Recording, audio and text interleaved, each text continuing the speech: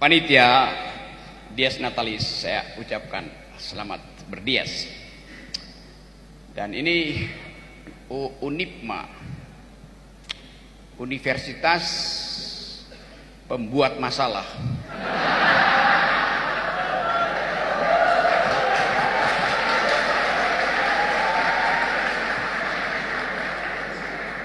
Karena tadi Profesor Parji mulai menginsinuasi kita dengan mengatakan bahwa Indonesia itu pendidikannya buruk. Lalu dia bandingkan dengan apa yang terjadi di Jepang.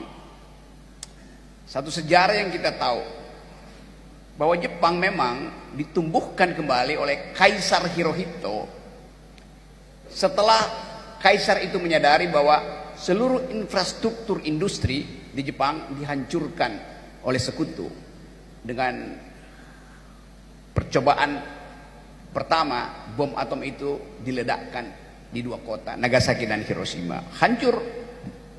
Tetapi Hirohito bilang tadi betul, bila saya masih punya sejumlah guru 10, 20, 30 apalagi, saya bisa bangun negeri ini kembali tuh. Jadi infrastruktur pendidikan dipelihara, dibangun pertama-tama oleh Kaisar Hirohito. Dia menghormati profesi guru. Itu yang kita ingat dari Kaisar Hirohito. Beberapa tahun lalu di depan istana Presiden di Jakarta, guru datang di situ untuk demo, minta nasibnya diperbaiki. Lalu seseorang, Kaisar Wakanda,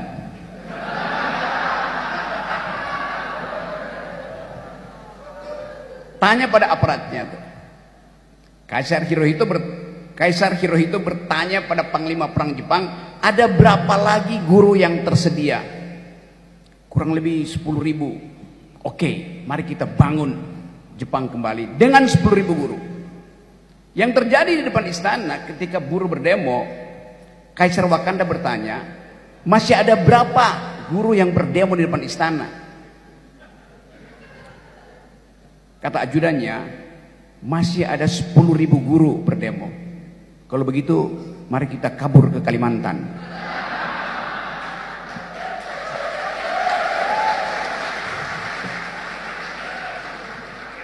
Tidak pernah sekalipun Kaisar Wakanda menemui bahkan satu orang guru ketika guru berdemo di situ.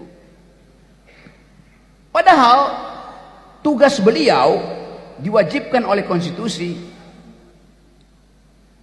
cerdaskan kehidupan bangsa.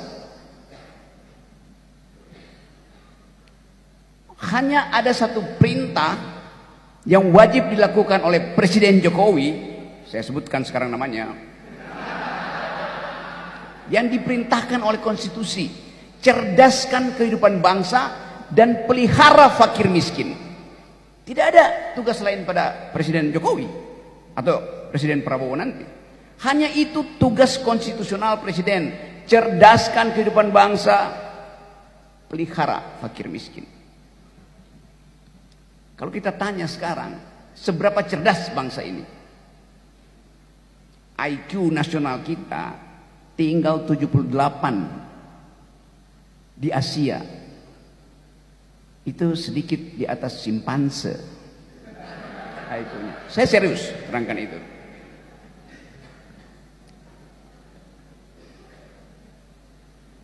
Apa yang terjadi pada kawan-kawan guru kita? 43% dari pemain pinjol adalah guru. Karena Presiden Jokowi tidak memilih mencerdaskan kehidupan bangsa. Tadi Profesor Parji ini kita debatkan itu. Siapa yang bertanggung jawab terhadap turunnya IQ nasional? Ketua BEM, UNIPMA, Satpol, Kepala Satpol Madiun. Ya presiden yang bertanggung jawab. Kenapa? Karena konstitusi bilang Tugas Ketua BEM adalah mencerdaskan kehidupan bangsa. Tugas Komandan Satpol Madiun mencerdaskan kehidupan bangsa. Lalu kita buka konstitusi, enggak begitu bunyinya. Yang ditugaskan mencerdaskan kehidupan bangsa adalah presiden. Baca undang-undang dasar. Jadi kita mesti tagih itu pada presiden. Walaupun sampai sekarang kok dikit-dikit presiden, ya memang ini sistem presidensial. Jadi kita mau pastikan bahwa malam ini kita harus jujur mengucapkan kritik sampai ke dasar. Itu intinya tuh. Saya balik pada soal tadi. Jokowi gagal mencerdaskan kehidupan bangsa. Apa hukumannya? Mesti ada hukuman. Tapi beliau tahu dia akan dihukum oleh masyarakat.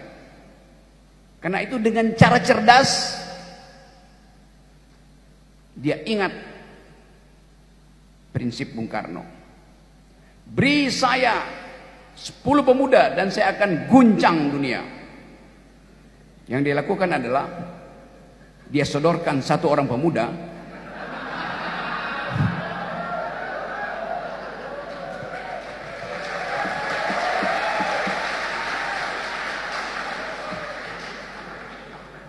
dan Indonesia jadi kacau. Anda bayangkan psikologi kita kalau nanti di situ ada Prabowo, di situ ada putra Wakanda. Apa Anda nggak mules setiap hari? Anda pasti mules. Saya mau terangkan itu sebagai problem. Ada rasa nausea, orang Perancis bilang, rasa mual secara psikologis. Karena Anda tahu genealogi, asal usul, asbabun nusul dari peristiwa pemilihan presiden kemarin. Fakta-fakta ini saya mau terangkan pada saudara. Karena seringkali kita dihipnosis untuk menerima seolah-olah kita nggak mampu untuk mengucapkan kritik. Sama seperti kasus saya. Sampai sekarang di Bareskrim ada 37 kasus saya tuh, dilaporin. Jadi saya senang diundang oleh Unipma karena di sini saya jadi narasumber. Sebelum saya jadi narapidana.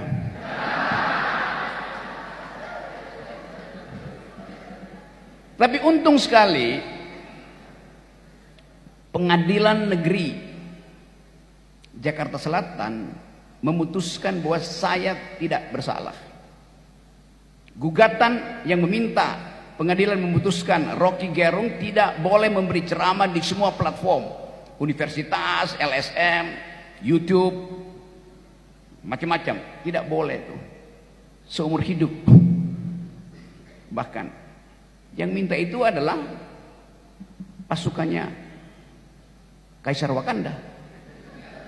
Tapi perubahan politik mengubah paradigma itu, akhirnya saya dibolehkan lagi dan gugatan itu ditolak oleh pengadilan. Artinya sekarang saya tidak ragu-ragu mengatakan presiden ke-8 kita adalah bajingan tolol.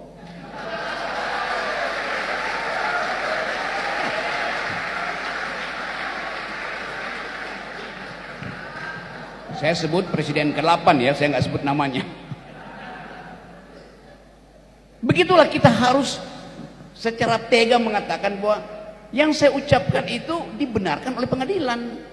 Karena pengadilan mengatakan dalil Pak Rocky itu, dalil saudara Rocky Gerung ada dalil akademis. Dalil untuk mengkritik kebijakan itu.